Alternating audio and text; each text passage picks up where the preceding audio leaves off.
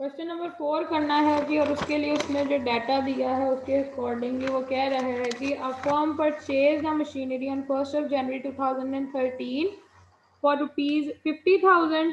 उसके बाद वो कह रहे थे ऑन 1st of July 2015, यानी 2 साल बाद, ये ऑलमोस्ट 2.5 साल बाद फर्म ने क्या किया है जी, एक नई मशीन परचेज कर ली है फॉर ₹10,000।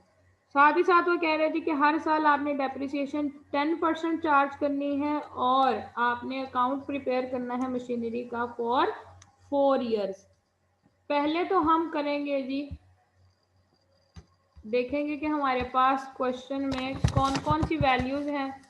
पहली मशीनरी हम खरीद रहे हैं 1 जनवरी 2013 को, और साथ ही साथ उसने कह दिया जी कि हर साल आपके अकाउंट्स क्लोज होते हैं 31 दिसंबर को। हमने मशीनरी परचेज की और उसकी कॉस्ट थी 50,000। इसके ऊपर हर साल कितने % डेप्रिसिएशन चार्ज होगी, हम पहले वो देख लेते हैं। यहाँ आएगा जी आपका 50,000 मल्टीप्लाई बाय 10, हर साल 10% करनी है, और डिवाइडेड बाय 100। ये आपका आंसर आएगा जी इज इक्वल्स टू 5,000। यहाँ तक प्रॉब्लम तबाह। अभी हम पहली मशीनरी की बात कर रहे हैं। कह रहे थे 1 जनवरी 2013 को उसने मशीन खरीदी थी 50,000 की। अब जब यहाँ एंट्रीज डालना शुरू करेंगे तो सबसे पहले हम ऊपर लिखेंगे मशीनरी अकाउंट। मशीनरी अकाउंट आ गया, इधर आपकी आ जाएगी जी डेट 1 जनवरी 2013। उस दिन हमने कैश अकाउंट को डेबिट किया और साथ में मशीनरी आ गई हमारी 50,000 की। जैसे ही ये साल ख़त्म होगा 31 दिसंबर 2013 को, हमने क्या चार्ज कर देनी है। अब हम यहाँ पूरे साल की क्यों कर रहे हैं, क्योंकि हमने खरीदी है मशीनरी 1 को। कल वाले क्वेश्चन में हमारी वो पहले 6 माह की आ रही थी, इसीलिए हमें प्रॉब्लम हो रही थी, या हमने कहा था जी वो नया पॉइंट है। अब पूरे साल की जो हमने निकाली है वो कितनी अमाउंट थी, 5,000। हमने वो यहाँ चार्ज कर दी। इधर आपका जो आएगा 31 तारीख को बैलेंस, वो क्या होगा जी, बैलेंस कैरिड डाउन, वो आ जाएगा आपका 50,000 में से 5,000 माइनस करें तो 45,000। ठीक है जी। दोनों साइडों का आपने, हाँ जी, दोनों साइडों का आप टोटल करेंगे तो वो कितना आएगा, इधर भी आपका 50,000 और उधर भी।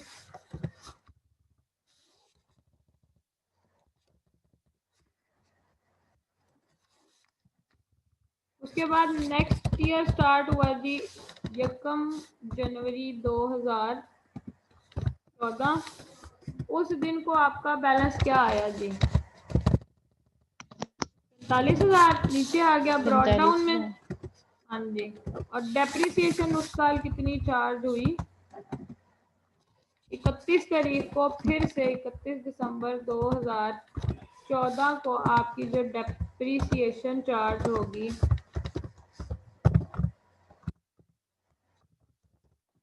वो फिर आपकी 5,000 आई। अब ये अभी मशीनरी 1 की बात हो रही है, उसने हर 2 साल मजीद इस पर क्या कर ली, 31 दिसंबर 2014 को उसका बैलेंस आया जी अब 40,000। ठीक है, यहाँ 45,000 और इधर भी आपका बैलेंस 45,000। नेक्स्ट ईयर जब स्टार्ट हुआ 1 जनवरी 2015, कहते हैं जी ये मशीनरी तो एज इट इज आ गई,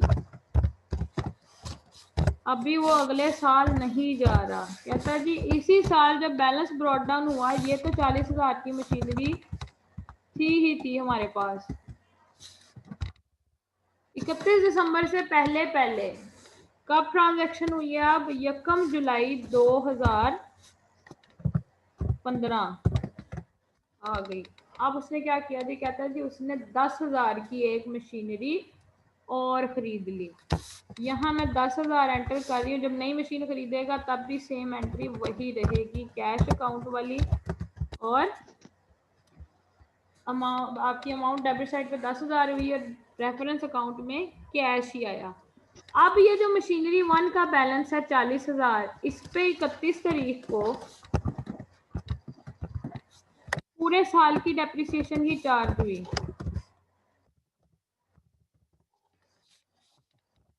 कितनी थी वो पूरे साल की? 5,000। जी। लेकिन ये जो नई 10,000 वाली मशीन है ये भी तो हम 6 महीने के लिए यूज कर रहे हैं। हमने क्या किया जी, डेप्रिसिएशन इधर पूरा अब लिखेंगे ऑन मशीन 1। कहता है जी ये डेप्रिसिएशन ऑन मशीन 1 है 5,000।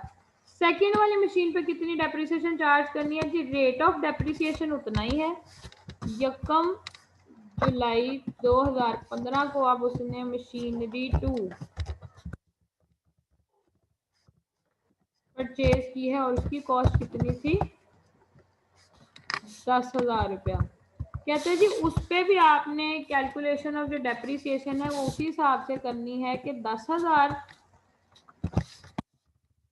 Multiply by 10 divided by 100। लेकिन ये आप खरीद कब रहे हैं? साल के मिड में, 6 महीने अब आपने इसको पहले साल इस्तेमाल किया है। सिर्फ पहले साल की डेप्रिसिएशन के लिए हम इसको 6 महीने की डेप्रिसिएशन चार्ज करेंगे। अगले हर साल वो पूरे साल की हो जाएगी। इसकी कितनी अमाउंट आएगी जी? 10,000 divided by 10 multiply by 10 divided by 100 और उसको 2 पे डिवाइड करेंगे तो ये आएगा आपका 500। यानी अब पहले साल की उसकी डेप्रिसिएशन कितनी आई है? सिर्फ 500 रुपये। अगर मैं पूरे साल की निकालती तो कितनी आनी थी? 1,000 रुपये। स्ट्रेट लाइन मेथड सब समझ आ रही है? जी। दूसरी मशीनरी पे पहले साल की डेप्रिसिएशन 31 दिसंबर को डेप्रिसिएशन ऑन मशीनरी 2 वो आई 500 रुपया। अब इस साल दोनों का बैलेंस कितना बचेगा, दोनों को टोटल करके लिख देना है।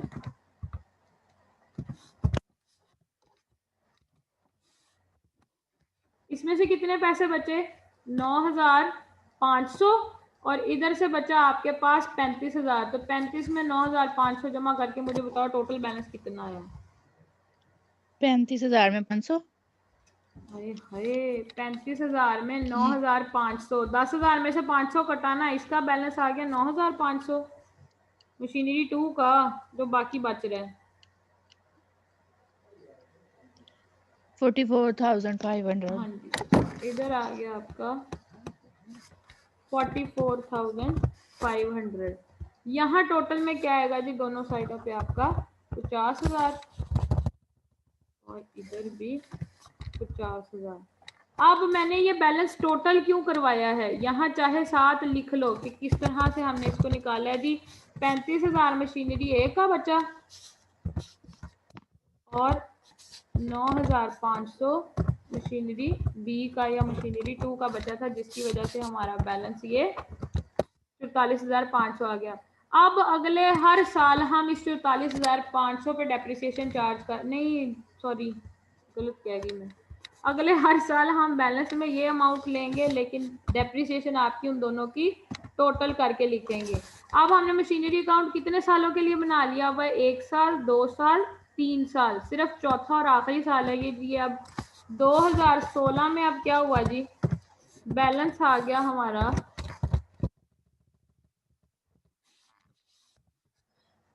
44,500। डेप्रिसिएशन दोनों की टोटल करके लिख दें 31 दिसंबर 2016 को। अब आपका दोनों का डेप्रिसिएशन इकट्ठा कर दें। डेप्रिसिएशन अकाउंट आया, मशीनरी ए पे हर साल कितनी चार्ज कर रहे थे जी हम? 5,000। मैंने वही 5,000 इधर ला के लिख दिया। अरे अरे क्या हो गया, ये 5,000 आ गया जी मशीनरी ए का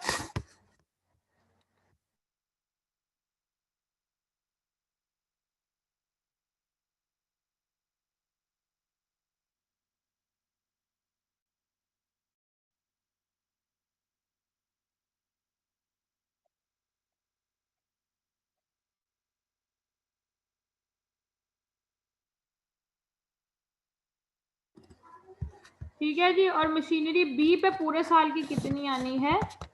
1000 रुपया। तो हम क्या करेंगे जी, वो 1000 भी यहाँ लिख देंगे और टोटल डेप्रिसिएशन दोनों मशीनों की कितनी आएगी? 6000। समझ आ गई है सबा के? अगली भी निकल गई है। अभी तो मैं रिटर्न कर रही हूँ, बाद में बताऊंगी। रिटर्न नहीं, देखो डेप्रिसिएशन में दो मशीनरियां हो गई हैं ना, पहले एक थी अब दो हो गई हैं। पहली मशीन पे जब पूरे साल की डेप्रिसिएशन निकाली थी वो कितनी निकल रही थी? 5000 रुपया। इस मशीन पे पहले साल आधे साल की निकाली, अगर हम अगले साल पूरे साल की निकालें तो ये कितनी बनेगी? 500 की बजाय पूरा 1000 रुपया। तो मैंने कहा जी आप ये ये दोनों मशीनें 2015 में निकालनी है ना दूसरी मशीन की डेप्रिसिएशन? हाँ, वो खरीदी 2015 में रहे, तो जब 2015 में खरीदी है तो तब खरीदी ही जुलाई में है, तो हम उसमें पूरे जी। साल की डेप्रिसिएशन तो चार्ज नहीं कर सकते, तो हमने 6 महीने की चार्ज की, वो निकला 500 रुपया। लेकिन जब अगला साल शुरू हुआ 2016, तो वो तो पहले दिन से उसके हमारे पास है ना 2016 में, तो 2016 में उसकी पूरी डेप्रिसिएशन चार्ज करनी है और पूरी करेंगे तो वो 1000 रुपया बनेगा। मैंने यहाँ पे अलग-अलग मशीनरी ए और बी पे डेप्रिसिएशन लिखने की बजाय पहली मशीनरी की 5000 लिख दी और दूसरी का भी 1000 यहाँ लिख दिया। ठीक दूसरी है? का 10% लेना है? हाँ, दूसरी का सीधा सीधा 10% ले लिया। अब जब 31 दिसंबर को मैं बैलेंस करूंगी 2016 में, तो इधर कितना आएगा?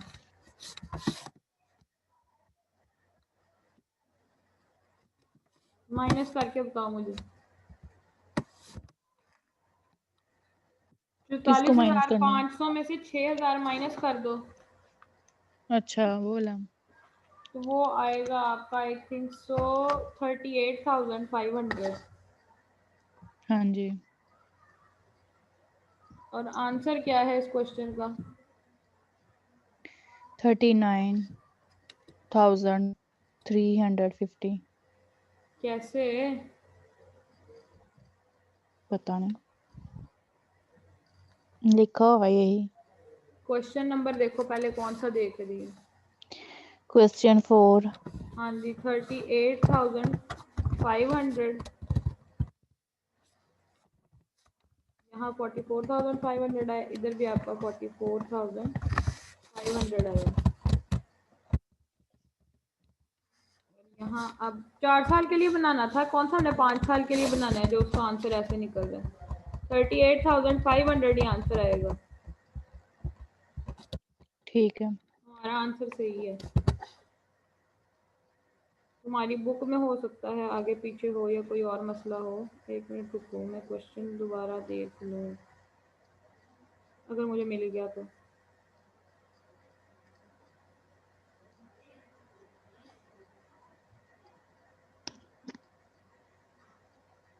तुम तब तक इसे नोट डाउन करोगे।